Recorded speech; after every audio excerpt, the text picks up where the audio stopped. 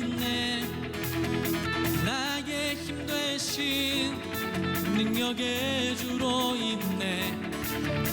Nothing is impossible. 모든 것을 할 수 있네. 나의 힘 대신 능력의 주로 있네.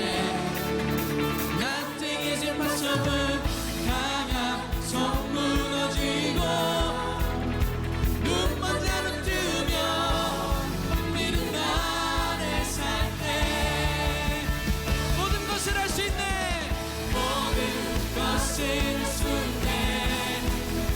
나의 힘 대신 능력의 주로 있네. Nothing is impossible. 강한 성 무너지고 눈만 잡은 뜨면 믿음 안에 살 때 I believe, I believe, I believe, I believe in you. I believe, I believe, no. I believe, I believe, I believe, I believe, I believe, I believe in you. I believe, I believe, I believe, I believe in you. 주 안에서 우리가 모든 것을 할 수 있게 될 것을 믿습니다. 주님,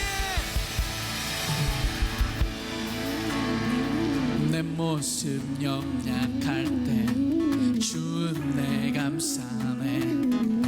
연약한 나를 최고로 세우시.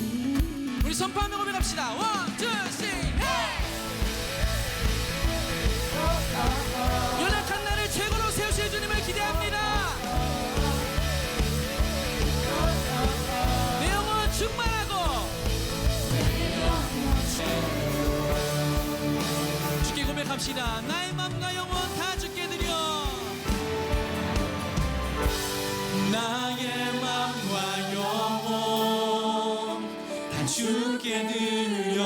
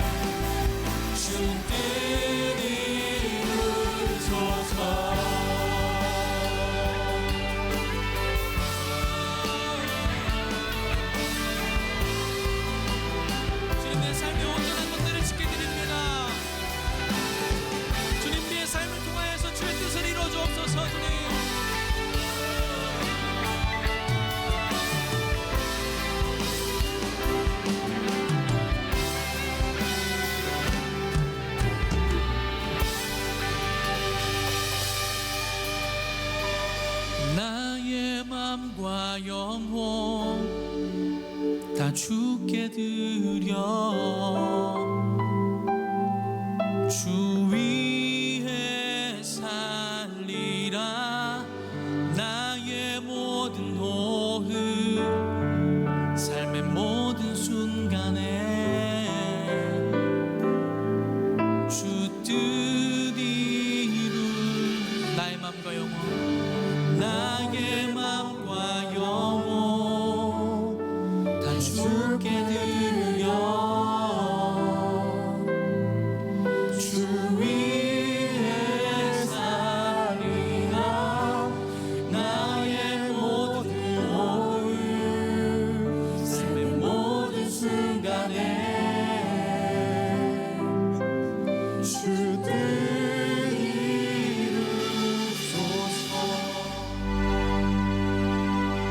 오늘 우리는 약 3,400년 전 고대 문명이 번창한 지중해 동부 지역으로 여행을 떠나볼 겁니다. 청동기 문명이 화려하게 꽃피우고 도시국가가 세워지고 문화의 교류가 이어지는 한편 야심가들의 정복과 침략이 반복되던 혼란의 시기, 땅의 주인도 땅의 이름도 지금과는 달랐습니다. 이때 이스라엘 민족은 어디에 있었을까요? 출애굽 광야 여정을 막 마친 이들은 요단강을 건너 길갈에 진을 쳤습니다. 6년의 전쟁 끝에 가나안 땅 주요 거점을 정복하고 길갈에서 약 32km 떨어진 실로에 장막을 세웠죠. 바야흐로 실로 시대가 시작된 겁니다. 사사시대의 정치적, 종교적, 경제적 중심지로 눈부신 발전을 거듭했던 실로. 그 번영의 시기는 300년을 채우지 못했습니다. 하지만 우리가 실로를 기억해야 하는 이유가 있습니다. 오늘부터 여러분들과 함께 시작하는 12주 동안의 말씀의 시리즈가 있습니다. 주로 이제 다윗의 이야기가 될 텐데 다윗의 이야기로 들어가기 위해서 그 전에 배경이 되는 사무엘에 대한 이야기들을 나누게 됩니다. 오늘 실로에서부터 이제 12주 동안 여러분들과 함께 하나하나 이 성지를 지나가며 이야기를 나누게 되겠고요. 제가 좀 여러분들한테 좀 멋지게 서서 이렇게 설명을 하고 시작을 해야 되는데 오늘 예루살렘에 도착해서 잠도 못 자고 그리고 나왔더니 너무너무 추워서 옷도 껴입고 이렇게 꾀재재한 모습으로 서 있지만 그래도 멋있잖아. 네.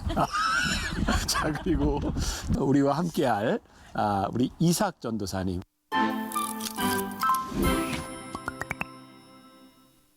내가 알고 있는 건 상식 수준에서는 예루살렘이 이스라엘의 수도가 되기 이전에는 가장 중요한 종교적인 중심지가 아니었나 이런 생각이 드는데 지금 여러분들이 오신 이 키르벳 세일론이라고 하는 이제 고대의 실로입니다. 성서 시대의 실로는 에브라임 지파의 바로 중앙에 위치한 장소가 되겠습니다. 이스라엘 사람들이 여기 처음에 약속받은 땅, 바로 더 랜드 오브 프로미스라고 불리는 이 땅을 여호수아에 의해서 같이 정복한 이후로 이 곳에 와서 이제 여호와의 성소라고 하는 회막을 여기다 세우게 되었습니다. 오늘 이 실로를 중심으로 해서 밑에 에베네셀, 그 다음에 이렇게 베델, 라마 그런 정도의 지리를 좀 안다고 하면 그 사무엘 상하를 중심으로 한 또 이제 구약 시대 그런 그 말씀들을 이해하는데 상당히 도움이 될 것 같아요. 네네. 안쪽으로 가시면 이제 그런 장소들을 쭉 보실 수 있을 겁니다. 난 이번에 설교 준비하면서 상당히 내가 이렇게 흥미롭게 보았던 것 중에 하나가 이렇게 늘 장소를 보면서 느꼈던 거예요. 성경을 쭉 읽다 보니까 동일한 장소에 참 다른 사건들. 나는 이 실로를 보면서도 엘리 제사장이 제사장이었지만 결국 그 아들들을 잘 다스리지 못하고 에베네셀 전투에서 아들이 죽었다는 얘기를 듣고 여기서 죽거든요. 근데 엘리 제사장도 하나님께 이렇게 약속을 받았던 사람인데 끝까지 그걸 가지 못한다면. 그런데 요 실로에서 한나가 하나님의 음성을 듣고 응답을 받고 여기서 사무엘이 하나님의 음성을 들은 장소이기도 하고 그러니까 성경에 보니까 그런 모습들이 참 많더라고. 누구에게는 영광의 장소이고 누구에게는 축복의 장소이고 누구에게는 쓰임받는 불림의 장소이고 누구에게는 버림받는 장소이고 그래서 난 요번에 그 사무엘 상하 그다음에 이제 다윗의 이야기를 묵상하면서 상당히 성경을 내가 굉장히 재밌게 봤어요. 장소의 의미. 우리가 요번 이제 성주순례 하면서도 그런 장소들의 이야기들, 사건들을 바라보면 우리가 얻을 수 있는 교훈이 상당히 많을 것 같아요. 이스라엘의 첫 수도이자 성막이 세워진 곳. 그러나 엘리 제사장과 그의 두 아들 홈니와 비느하스의 죄악으로 무너진 곳.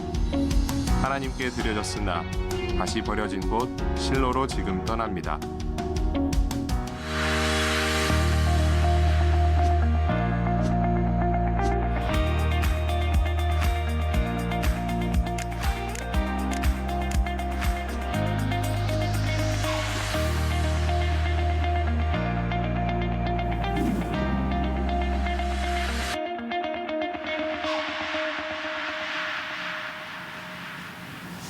오늘 2시 30분 예배에 오신 여러분들 한 사람 한 사람을 주님의 이름으로 사랑하고 축복합니다.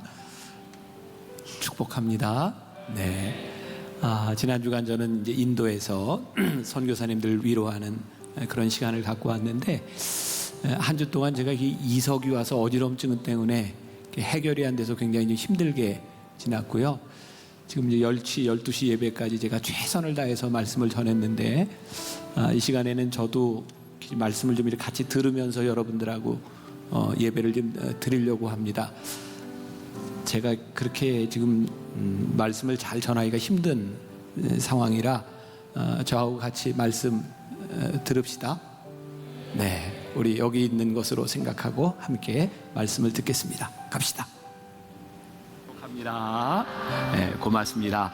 여러분들 오늘 첫 번째 영상을 보았지만 앞으로 12주 동안 여러분들이 조금 말씀에 집중하고 간다면, 여러분들이 이 지도를 잘 보고 여러분들이 성경을 따라온다면 앞으로 신앙생활하는데 굉장히 도움이 될 것 같습니다. 이 정도 지명, 이 정도 다윗의 이야기는 아는 것이 성경을 전체적으로 이해하는데 굉장히 도움이 됩니다. 그리고 제가 조금 염려가 되는 것은 앞으로 12주 동안은 제가 거의 성경 말씀만을 가지고 설명을 할 것이기 때문에 이전 설교와는 조금 다른 스타일이 될 겁니다. 조금 지루할 수도 있지만 중간에 여러분들이 놓치면 따라오기가 힘이 듭니다. 자, 오늘부터 정신을 잘 차리고 12주 동안 완주를 해보시겠습니까? 네, 들어갑니다. 자, 오늘 첫 번째 하나님께 드려진 자와 하나님께 버려진 자 이야기인데, 오늘 나오는 첫 번째 지명이 어디죠? 실로. 자, 오늘 실로를 여러분들이 잘 기억하셔야 합니다. 지난 3월 우리 성지순례 팀과 함께 이 시리즈 준비를 하면서 이곳저곳을 다니게 되었고, 저희를 안내하는 2명의 가이드들을 만나게 되었습니다. 근데 이 실로라고 하는 지역은 고고학적으로 설명하기가 참 어려운 지역이다, 이런 이야기를 들었어요. 차를 타고 실로라고 하는 지역으로 가는데 고대 실로라고 되어 있는데, 여러분들이 보았던 것처럼 폐허가 되어 있습니다. 아무것도 남아있지 않습니다. 들어가는 입구에 이렇게 팻말이 써 있었습니다. 엘리의 묘가 있는 곳. 엘리 제사장이 거기에서 죽었습니다. 다음 주에도 조금 언급을 하겠지만 사무엘상 4장에 보면 에벤네셀 전투가 나오는데요, 거기에서 이스라엘 백성들이 블레셋에게 대패합니다. 엘리 제사장의 아들 홈니와 비느하스가 죽습니다. 그들이 죽었다는 이야기를 듣고 실로에 있던 제사장 엘리가 의자가 뒤로 넘어져서 죽습니다. 실로는 엘리 제사장의 무덤이 있는 곳입니다. 계속해서 나올 이야기지만 그 일을 통해서 유명한 단어 하나가 등장을 하게 되는데, 그 당시에 홈니와 비느하스의 아내였던 엘리 제사장의 며느리였던 여인이 만삭이 되어 있었는데, 시아버지와 남편이 죽었다는 이야기를 듣고 굽으려 고통 가운데 자식을 낳습니다. 사람들이 위로합니다. 괜찮아, 아들을 낳았어. 그런데 이 며느리는 이미 하나님의 영광이 떠나갔다, 이가봇이라고 말을 하고 죽습니다. 고고학자들이 이야기하는 이 실로에 대한 이 명칭, 성경에서 사라져버린 이 명칭이 예레미야 7장과 26장, 여러분 이게 성경을 좀 알아야 이해가 되는데요, 사무엘상하고 예레미야는 좀 많이 떨어져 있습니다. 예레미야서에 가서 실로라고 하는 명칭이 등장을 하는데요, 예레미야 7장 12절을 한번 보겠습니다. 띄워주세요. 같이 봅니다. 시작. 너희는 내가 처음으로 내 이름을 둔 처소 실로에 가서 내 백성 이스라엘의 악에 대하여 내가 어떻게 행하였는가를 보라. 자, 처음 하나님의 법궤가 있었던 것이 실로예요. 자, 26장 6절을 같이 봅니다. 시작.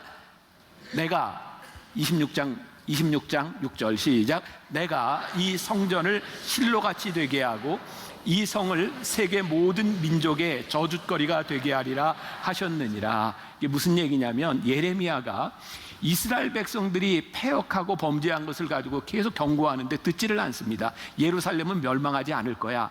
예레미야가 뭐라고 얘기하냐면, 처음 하나님의 법궤를 두었던 실로가 멸망하여 흔적도 없어졌던 것처럼 예루살렘이 이렇게 될 수도 있다라고 경고하고 있는 장면입니다. 고고학자들의 고민입니다. 이 당시 엘리 제사장이 있던 시대가 청동기 시대입니다. 저 실로에 가면 청동기 시대의 유물만 있고 그 이후 철기 시대의 유물이 존재하지 않습니다. 지구상에서 사라져버린 도시 실로가 되었던 것이죠. 말씀을 보면서요, 이 실로에서 엘리 제사장이 제사장의 역할을 하다 거기서 하나님께 버림을 받습니다. 그런데 바로 그 실로 제사장이 있었던 그곳에서 사무엘이 하나님 앞에 제사장으로 쓰임을 받습니다. 저는 굉장히 흥미롭게 보았어요. 동일한 장소에서 어떤 사람은 쓰임을 받고 어떤 사람은 버림을 받기도 하는구나. 자, 여러분들이 조금 성경에 대한 지식을 가지고 있는 분이라면 엘리 제사장에 대한 아주 부정적인 이미지를 가지고 있을 겁니다. 그렇죠? 그런데 엘리 제사장이 타락하고 그 가족이 다 몰락한 것에 대하여 우리는 너무나 당연하게 생각하고 있는데, 사실 엘리 제사장이 그런 사람은 아니었던 것 같습니다. 그뿐만 아니라 사무엘 하면 우리는 굉장히 위대한 선지자 사사로 생각을 하고 있는데요, 사무엘도 어쩌면 엘리 제사장과 동일한 패턴의 길을 걷습니다. 여러분, 사무엘상 8장 3절에 보면 이런 말씀이 있어요. 그의 아들들이 자기 아버지의 행위를 따르지 아니하고 이익을 따라 뇌물을 받고 판결을 굽게 하니라. 그의 아들들이 누구냐면 사무엘의 아들들입니다. 사무엘이 이제 죽을 때가 되어 그의 아들들을 사사로 삼았는데 그들이 사무엘의 길을 따르지 않습니다. 그래서 이스라엘 백성들이 사무엘에게 가서 우리에게도 왕을 세워주십시오. 그래서 이스라엘의 초대왕 사울이 탄생하게 됩니다. 엘리도 사무엘도 그의 자식들에게까지 그의 믿음들이 계승되어 가지 않았습니다. 엘리로 돌아옵니다. 엘리는 왜 그렇게 무기력하게 우리들의 기억 속에 그렇게 좋지 않은 제사장으로 기억되었을까? 말씀을 준비하며 저에게 떠올랐던 한 가지 말, 엘리의 모습을 보니까 사라져버린 열정적인 제사장의 모습이 전혀 그에게 보이지 않습니다. 엘리에게는 소망도 없어 보였고 야망도 사라졌고 한 노인의 비참한 모습만이 존재하고 있습니다. 이번 주간 제가 인도에서 선교사님들 이렇게 위로하는 일들을 우리 교회 팀들과 함께 가지면서 참 좋았고요. 위로회를 시작하기 전날 몬바이에 주재원으로 가 있는 우리 교회 교인을 만나서 식사를 하게 되었습니다. 저는 교회에서는 한 번도 만나본 적이 없었던 교인인데 만나교회를 다닌 지 한 10년쯤 되는 그런 교인이었어요. 저에게 이런저런 이야기를 하다가 식사 마무리에 저에게 이런 말을 했습니다. 목사님, 불편할지 모르겠지만 제가 목사님에게 이런 이야기를 해도 되겠습니까? 목사님이 이런 이야기를 들어주실 줄 알고 불편한 이야기를 하겠습니다. 제가 얼마나 긴장이 됐겠습니까? 몬바이까지 가서 불편한 이야기를 들어야 되니까. 그 젊은 집사님이 저에게 이렇게 얘기를 했어요. 목사님, 10년 전 분당에 와서 아내와 함께 이곳저곳 교회를 떠돌아다니며 교회를 정하려고 왔을 때 만나교회 와서 등록을 하게 된 이유가 있습니다. 그때 목사님의 설교를 들으며 마치 제 가슴을 후벼 파는 것 같았습니다. 근데 요즘 목사님 설교를 들으니 그때 그런 모습이 보이지 않습니다. 가슴이 덜컥 내려앉는 것 같았어요. 말씀을 준비하고 첫 설교를 전하는 때 왜 그 젊은 사람을 통해서 하나님께서 저에게 그런 이야기를 듣게 하셨는가? 두려웠어요. 하나님, 제 안에 하나님의 말씀이 살아있고 소명이 살아있고 열정이 살아있어야 되는데 이것이 사라진다는 것이 얼마나 무서운 일인지 알 수 없는데, 오늘 저는 그런 마음으로 여러분과 이 말씀을 나누려고 합니다. 하나님께서 여러분들을 부르셨던 때 목회자인 저에게만 해당되는 것이 아니라 여러분들을 부르셨던 그 열정과 소명이 오늘 우리들 가운데 살아있는가? 폴 손이라고 하는 미국계 한국인이 쓴 책이 있습니다. 청년의 시간. 거기에 이분이 책에서 열정을 회복하기 위한 질문을 몇 가지 던지고 있습니다. 돈을 받지 않고도 할 수 있는 일은 무엇인가? 무엇이 당신의 가슴을 아프고 미어지게 만드는가? 무엇을 할 때 당신의 삶에 에너지가 솟는가? 무엇을 할 때 힘이 빠지는가? 무엇을 바꾸거나 개선하고 싶은 마음이 있는가? 어떤 사람을 돕고 싶은가? 우리들 마음속에 들었던 열정적인 역동적인 그 모습들이 언젠가 우리들에게서 사라져버릴 때, 마치 엘리에게서 제사장으로서의 소명이 사라져버린 어떤 날, 그에게 더 이상 하나님의 음성이 들리지 아니하고 그는 무기력한 사람이 되었고, 졸고 있을 때 아들이 죽었다는, 사울왕이 죽었다는 이야기를 듣고 무기력하게 쓰러져서 죽어버렸던 그 한 사람의 모습, 거기에는 가슴 뛰는 일이 사라져버린, 가슴 뛰는 일이 사라져버리면 우리들 속에 고개를 드는 것이 있습니다. 욕망입니다. 우리들 가운데 욕망이 들어오기 시작하면 그 욕망을 이루기 위해서 우리는 타협하기 시작하고, 더 이상 소명으로 가슴 뛰지 않는 우리들은 세상 것들이 우리 눈에 보이기 시작하고 욕망이 우리들의 삶을 지배하기 시작합니다. 우리 신앙생활을 하는 사람들이 간혹 오해하는 것이 있는 것 같습니다. 우리는 소명을 굉장히 무서워합니다. 여러분들 속에 지금 소명이 들어간다면 여러분들의 인생은 어떻게 변할까요? 제가 신학교를 졸업하던 때 벌써 30년이 넘었네요. 그때 그냥 우스갯소리로 그런 얘기를 했습니다. 신학교 졸업식에서 부르지 말아야 될 금지곡 1위, 부름받아 나선이 몸 어디든지 가오리다. 이제 진짜 금지곡은 2절입니다. 아골 골짝 빈들에도 나를 보내주옵소서. 신학교를 졸업하는 사람에게 굉장히 무서운 노래였습니다. 근데 요즘 신학생들에게는요, 이런 곡이 금지곡이랍니다. 주님 말씀하시면 내가 나가리다. 주님 뜻이 아니면 내가 멈춰서리다. 너무나 당연한 이야기들이 우리들에게 무서운 이야기처럼 들립니다. 저는 오해가 있다고 생각합니다. 우리들에게 소명이 들어오면 우리들이 하고 싶지 않은 일을 억지로 하는 것이 아니라 우리들에게 소명이 들어오면 그 소명을 우리들이 사랑하게 됩니다. 그 소명 때문에 우리의 가슴이 뛰기 시작합니다. 소명으로 인하여 가슴 뛰지 않는 우리들의 욕망이 문제이지, 소명 때문에 우리들의 인생이 망가지거나 우리들의 인생이 비참하게 되는 일은 아니라고 생각합니다.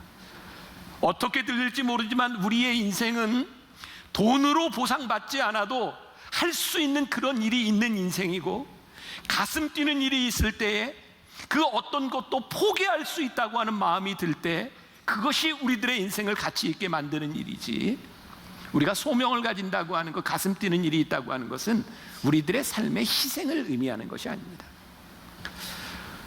우리가 선택받는 것, 그것은 장소에 대한 문제가 아닌 것 같습니다. 동일한 장소 실로에서 누군가는 버림받고 누군가는 하나님 앞에 선택을 받았습니다. 장소의 문제가 아니라 그곳에서 우리들에게 뜨거운 가슴이 있는가. 이제 이 12주 말씀을 여러분들과 함께 나누면서 제가 오늘 새벽에도 기도하고 여러분들에게 부탁하고 싶은 것, 우리가 함께 고민해야 될 것, 하나님 우리들에게 뛰는 가슴을 주셔서 소명이 우리들의 인생의 희생이 아니라 그것으로 인하여 내가 소명을 사랑할 수 있는 인생을 살게 하여 주옵소서. 실로에서 우리는 하나님의 약속을 생각하게 됩니다. 제가 성경을 이렇게 묵상하면서 참 이해할 수 없는 부분이 있었어요. 여러분들은 어떤지 모르겠어요. 하나님이 참 많은 약속을 하고 계시거든요. 근데 하나님이 하신 약속들이 다 이루어지지 않습니다. 하나님이 주셨던 약속 가운데 정말 놀라운 축복의 말씀들이 있는데 그 약속들이 다 이루어지지 않습니다. 왜 하나님의 약속이 이루어지지 않을까? 고민하는 중에 저에게 이런 답이 왔습니다. 아, 그렇구나. 하나님이 약속해 주는 약속과 그 약속이 성취되는 것은 다른 차원의 문제구나. 하나님께서 우리들에게 주시는 그 약속이 우리들에게 성취되는 것은 하나님의 몫이 아니라 우리들의 몫이구나. 하나님의 약속을 성취하기 위하여 우리들이 어떻게 살아가는가, 그 성취는 우리들의 몫이구나. 사무엘상 2장 30절에 굉장히 중요한 말씀이 나오고 있습니다. 같이 한번 봉독해 보겠습니다. 사무엘상 2장 30절 시작. 그러므로 이스라엘의 하나님 나 여호와가 말하노라. 내가 전에 내 집과 내 조상의 집이 내 앞에서 영원히 행하리라 하였으나 이제 나 여호와가 말하노니 결단코 그렇게 하지 아니하리라. 나를 존중히 여기는 자를 내가 존중히 여기고 나를 멸시하는 자를 내가 경멸하리라. 제일 중요한 말씀이야. 나를 존중히 여기는 자를 내가 존중히 여기고 나를 멸시하는 자를 내가 경멸하리라. 하나님의 약속에 문제가 있는 것이 아니라 약속을 받은 우리가 하나님을 멸시할 때 하나님이 우리를 경멸히 여기신다라고 말씀하고 있습니다. 엘리 제사장으로 조금 돌아가 보겠습니다. 사무엘상 1장 17절과 2장 20절에서 21절까지 보면, 자, 엘리가 대답하여 이르되 평안히 가라. 이스라엘의 하나님이 내가 기도하여 구한 것을 허락하기를 원하시노라.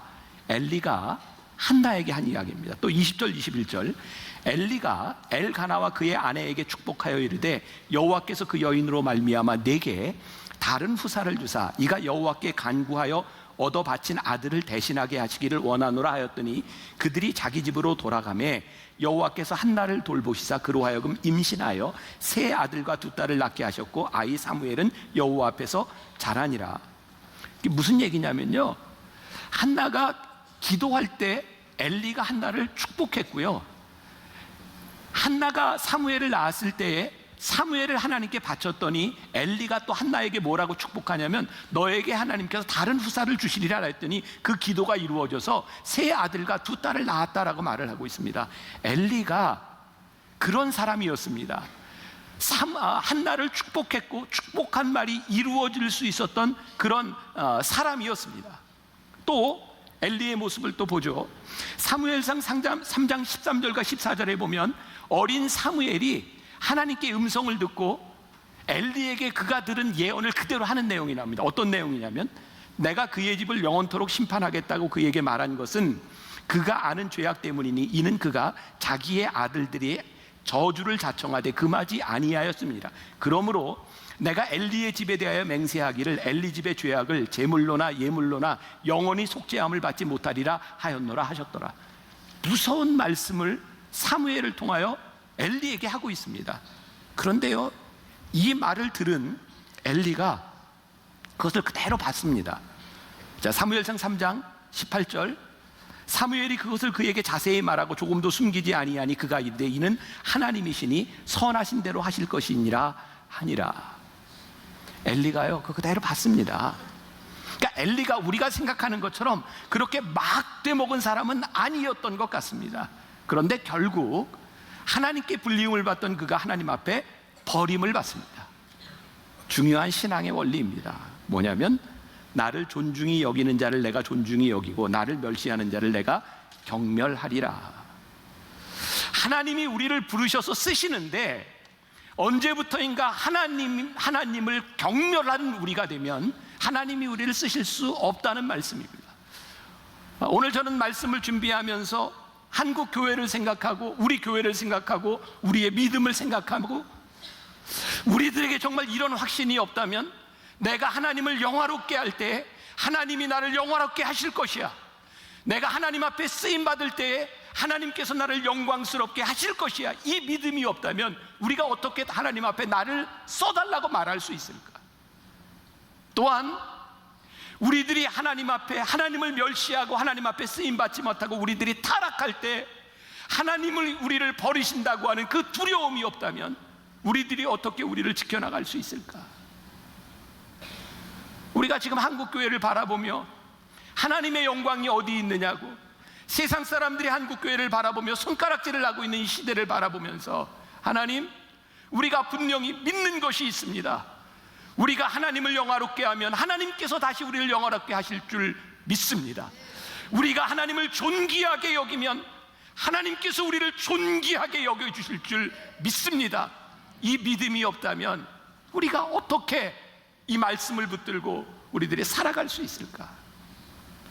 하나님을 멸시한 결과 조금 전에 이야기했던 이가봇, 엘리 가문이 어떻게 하나님을 멸시했는가? 자, 사무엘상 2장 12절 이하의 말씀을 그들이 행한 일을 보겠습니다. 한 절씩 교독해 보겠습니다. 제가 먼저 봉독합니다. 엘리의 아들들은 행실이 나빠 여호와를 알지 못하더라.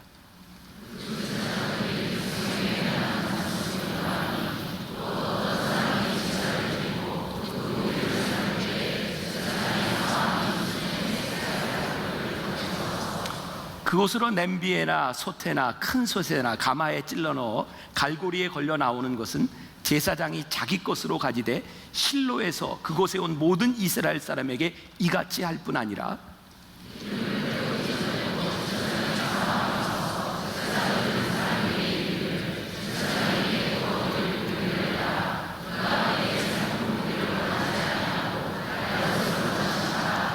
그 사람이 이르기를 반드시 먼저 기름을 태운 후에 내 마음에 원하는 대로 가지라 하면 그가 말하기를 아니라 지금 내게 내라, 그렇지 아니하면 내가 억지로 빼앗으리라 하였으니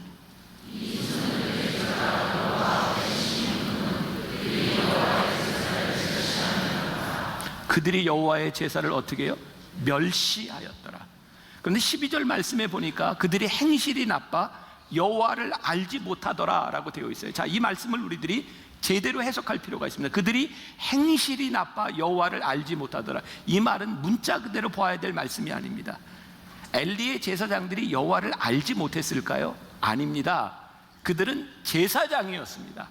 행실이 나빠 여호와를 알지 못하더라라고 하는 이 말은 그들이 행실이 나빠 여호와를 알지 못하는 자들처럼 행하였다라는 말입니다.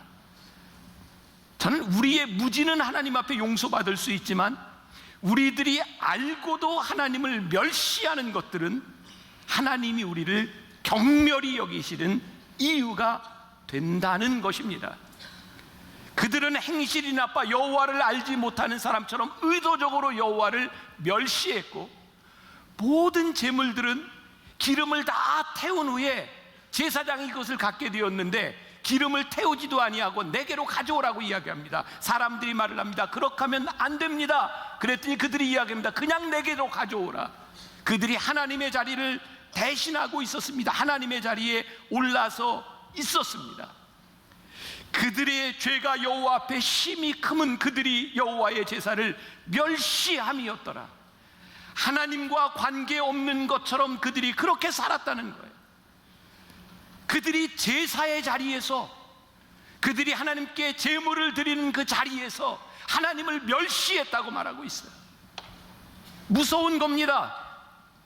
우리가 오늘 하나님을 예배하는 이 자리에서 하나님의 말씀을 듣고 살아가는 우리들의 생활 가운데서 우리들이 하나님이 없는 것처럼 하나님을 멸시하는 것이 얼마나 무서운 일인지 몰라요. 말씀을 준비하며 보았던 어떤 이야기입니다. 어떤 사장이 직원들과 회식을 하는데, 되게 그렇죠. 사장이 별로 웃긴 이야기를 안 해도 농담을 하면 다 웃어야 합니다. 그런데 한 사람만 유일하게 끝까지 안 웃는 겁니다. 그래서 사장이 물었답니다. 자네는 왜 안 웃나? 이 직원이 이렇게 말을 했답니다. 저 내일 사표 냅니다. 사표 내는 사람 사장에게 눈치 볼 일 없습니다. 관계 없다는 겁니다. 자네 왜 그렇게 신앙생활하나? 왜 그렇게 예배드리나? 왜 그렇게 사나? 저 하나님하고 별로 상관없습니다. 예배 자리에 있는데 하나님과 별로 상관없이 살아가는 사람, 하나님을 철저하게 무시하는 자다. 시편 4절과 14편 1절에 보니까 악인의 특징에 대해서 이야기했습니다. 악인은 뭐라고 이야기하냐면 하나님이 없다고 말합니다. 하나님이 없는 것처럼 살아가는 것처럼 무서운 죄가 없다는 거예요. 엘리 제사장들의 아들들이 지은 죄 22절부터 25절까지 우리 한 절씩 또 교독해 보겠습니다. 엘리가 매우 늙었더니 그의 아들들이 온 이스라엘에게 행한 모든 일과 회막문에서 수종드는 여인들과 동침하였음을 듣고,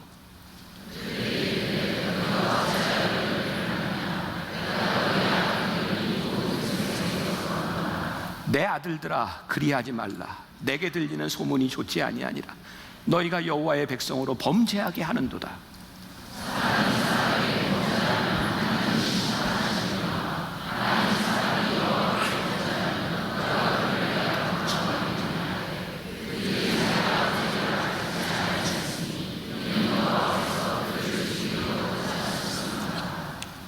무서운 일이 벌어지고 있었어요.